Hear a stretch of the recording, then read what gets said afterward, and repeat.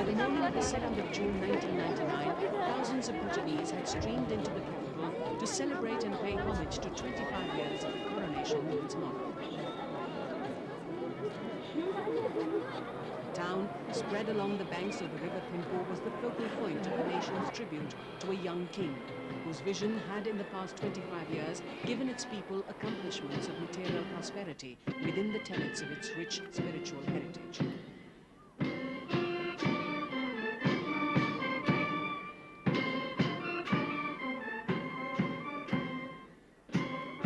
It was a week-long carnival-like atmosphere, and on a day dappled in bright sunshine with hundreds of guests from all over the world, including the international media present, Bhutan and its people showcased its opulent culture.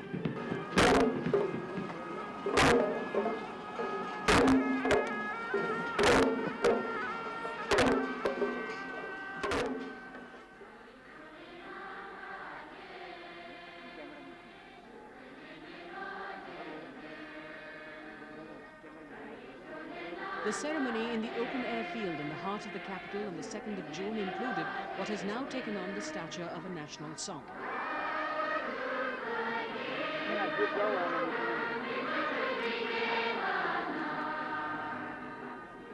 In the agenda was also an address by His Majesty King Jigme Singye Wangchuk.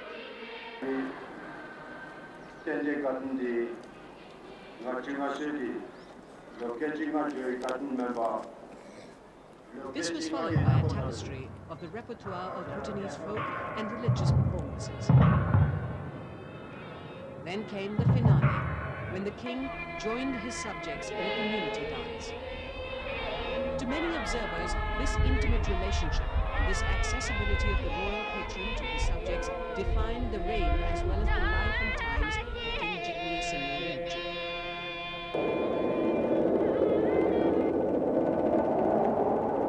Bhutanese legends claim the birth of the present king and his reign were prophesied in meticulous detail by Turton Trukda Dorji, a revered saint in the 17th century. The saint had written that a male heir would be born in the year of the male wood sheep to the Bhutanese rulers. On the 11th of November 1955, this prophecy came true. Bhutan had emerged as a single political entity with the arrival of Shabdrung Nawang Namgyal in 1616. But the Wangchuk dynasty began with the coronation of Ugyen Wangchuk as King of Bhutan in 1907. He was followed by King Jigme Wangchuk in 1926, and then by Jigme Dorji Wangchuk in 1952. Jigme Singye was the only son of the 5 children born to the late Majesty King Jigme Dorji and his queen Ashi Choden. And although Jigme Singye Wangchuk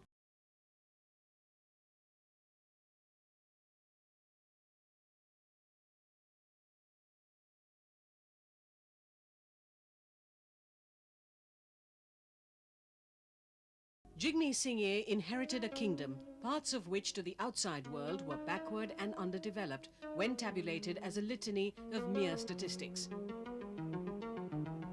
For many experts, the story of modern Bhutan is coterminous with the acumen and foresight of the young king. His Majesty has expounded a philosophy, development philosophy for Bhutan, and that is the gross national happiness. The meaning of this is a balance between spiritual growth and development growth. To the outsider, what makes Bhutan's progress distinctive is the calibrated manner in which it has been achieved. With every step that we have taken in the process of development, we have pondered and wondered as to what benefits we have accrued in the past because of past actions, and what could be our experiences based on the steps that we are now considering to take.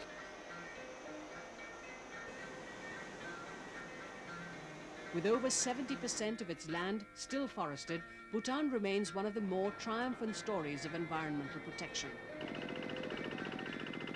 Although about 8% of its land is used for agriculture, farming is obviously the mainstay of a country that has such abundance of fertile land.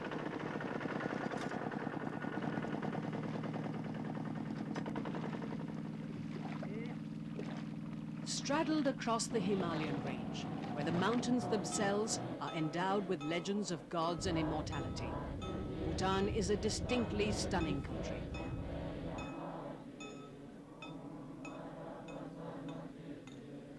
Its landscape mottled with prayer flags fluttering in the wind. Flags which have been planted by the devout to take the messages of peace and the invocations printed on them for the well-being of all sentient beings.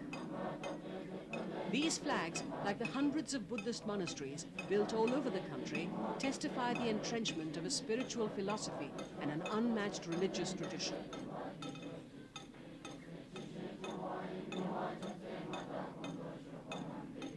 A tradition which gives its religious head respect and reverence equal to that of royalty. For although Bhutan is a monarchy, the spiritual head, Jekhenpo, as the chief abbot is called, remains equally supreme in religious matters.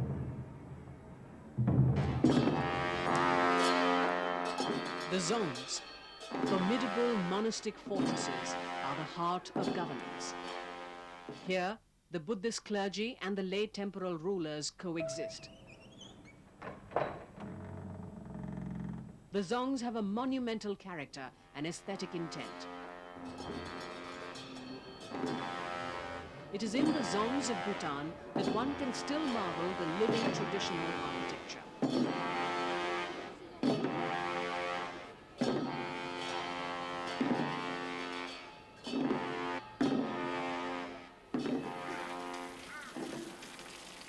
These buildings witness cohabitation of administration and state clergy. They are strongholds of political and religious power. The Dzongs are divided between the ecclesiastical wing, where the monks live, and the civil wing, where the business of governance is transacted.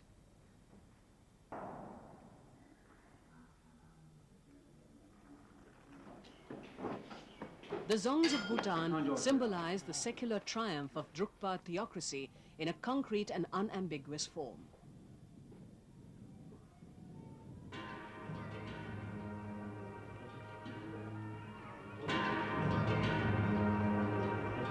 It is in the courtyard of the Dzongs that some of the more remarkable rituals are held.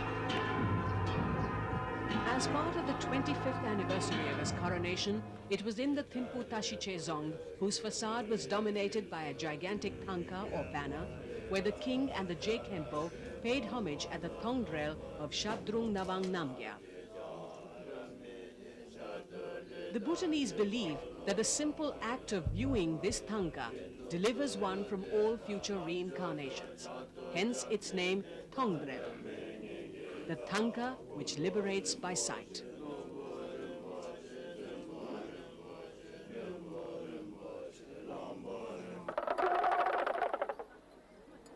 In different seasons, these Dzongs become pilgrimage centers where chechus are performed,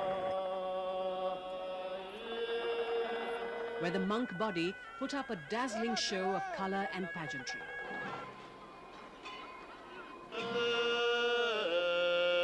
In their resplendent brocades, wearing ritual masks, the monks enact mythologies and stories from the Buddhist parables.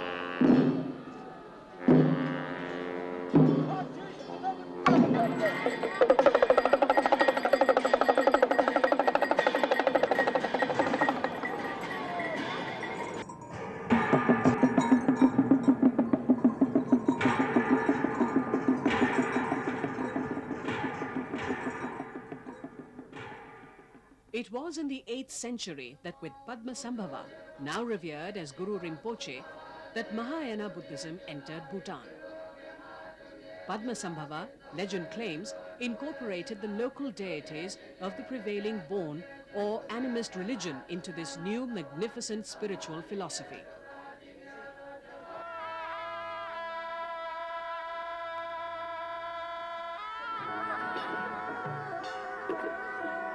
Here in the Chechu at Tashiche Dzong in Thimphu, among other mythologies, the triumphant legends of Guru Rinpoche are visualized.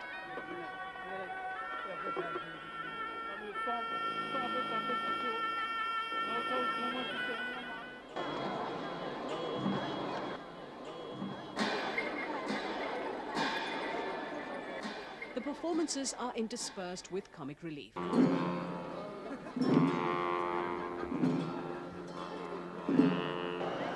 the overall somber and deeply religious mood prevails when, with their stylized steps to the beats of traditional musical instruments, the tenets of a unique faith are reaffirmed. The lay community has seen these vineyards year in and out.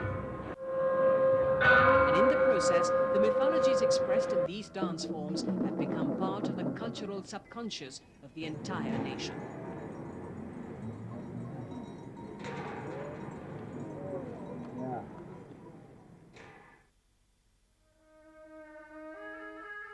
Mahayana Buddhism has been defined by many scholars as a religion which explores the science of the mind. And in its pure textual articulations, it probes the psyche of the human existence through tenets and philosophical discourses. Its basic premise being that of reincarnation and its fundamental teachings, a sort of guidebook which outlines the path and the method of how one can transcend this cycle of birth and rebirth.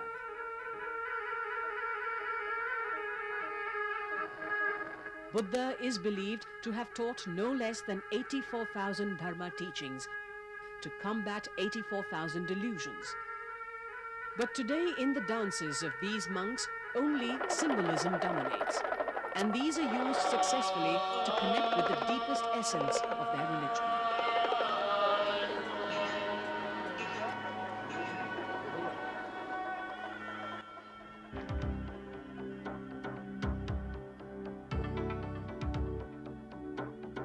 The interrelation between zongs and domestic dwellings in the villages exemplifies striving for harmony and gives Bhutanese landscape a distinct identity. The modest houses are extrovert patterns of architectural expression and the dominance of floating roof types. The use of bold facade treatments makes every farmhouse resemble a small temple.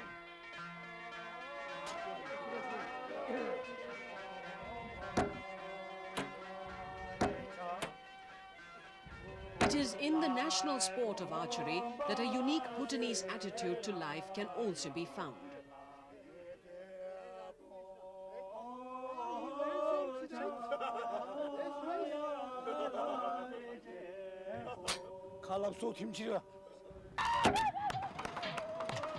Its justice system has also evolved from the fundamental precepts of Buddhism, and all the earlier laws were deeply influenced by the doctrines of the religion.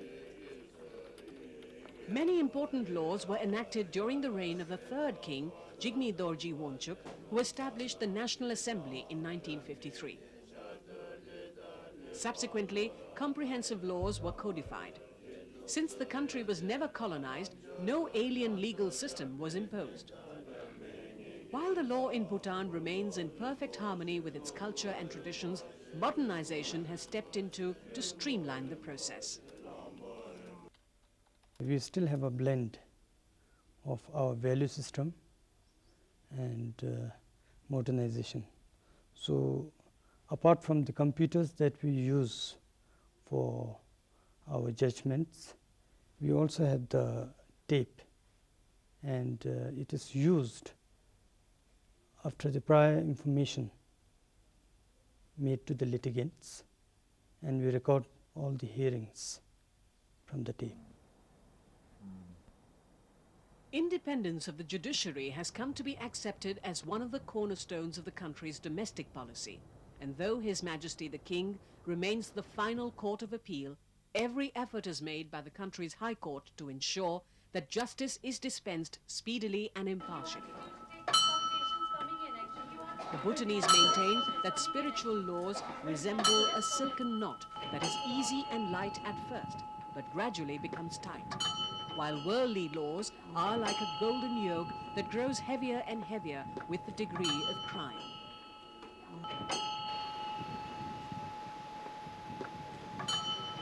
Success of environmental preservation can be attributed to a visionary developmental policy. Use of natural resources has been consciously integrated into the planning process. the country has a potential to generate 20,000 megawatts of hydro power, and at present, less than 2% has been tapped. With this awesome reservoir of potential for generating hydropower, it is obvious why one of the more successful joint ventures between India and Bhutan is in this field. The Sugah hydro project, costing over 2,460 million noon in local currency, has since inception generated over 20,600 million units of energy. While almost 84% of this has been exported to India, Sugah's hydropower has had spin-off benefits for the entire western region of Bhutan. The Sugah Hydropower project has really boosted the economy of the country. It has acted as a catalyst, and it has really contributed a lot towards the socio-economic development of the country. And with the further enhancement of tariff, I think the impact towards the socio-economic development of this country will be even much more. And it is this development whose impact is being felt on society at large.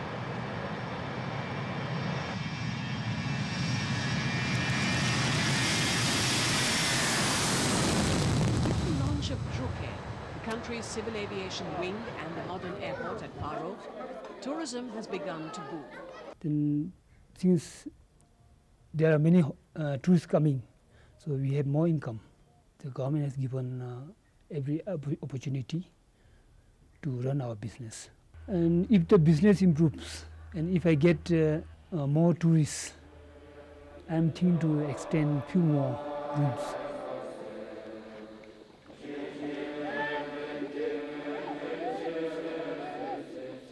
Education has been a high priority item for the government, and literacy has left in its wake other imprints on Bhutanese society.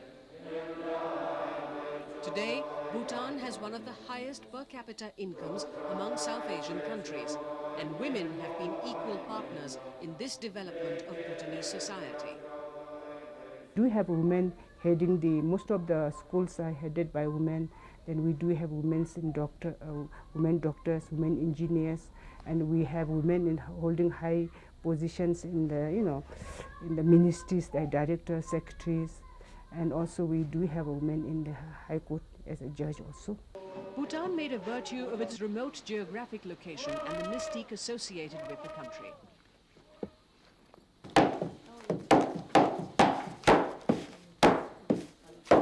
Its philatelic achievements brought it international attention.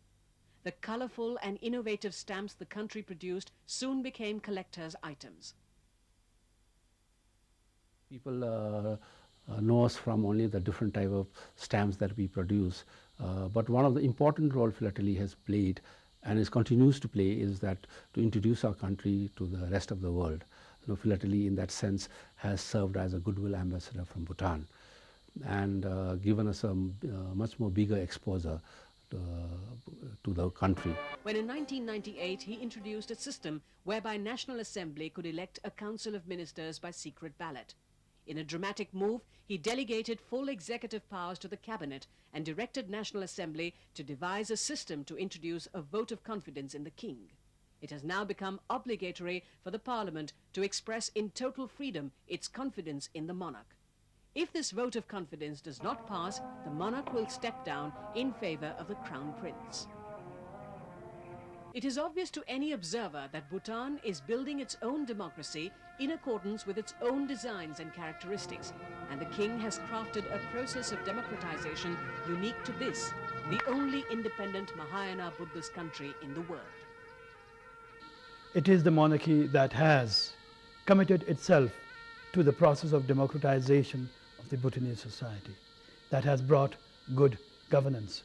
In fact, if you look at all the changes in the country, the development that have taken place, you would realize that the throne is in fact the fountainhead of all these changes. That day, Her Majesty Ashi Dorji inaugurated the country's first internet service. This occasion is also momentous for Bhutan because in a short while we will connect Bhutan to internet, linking our country to information superhighway. In what could be seen by many as a determined effort to keep its traditional moorings intact, the inauguration was preceded by religious We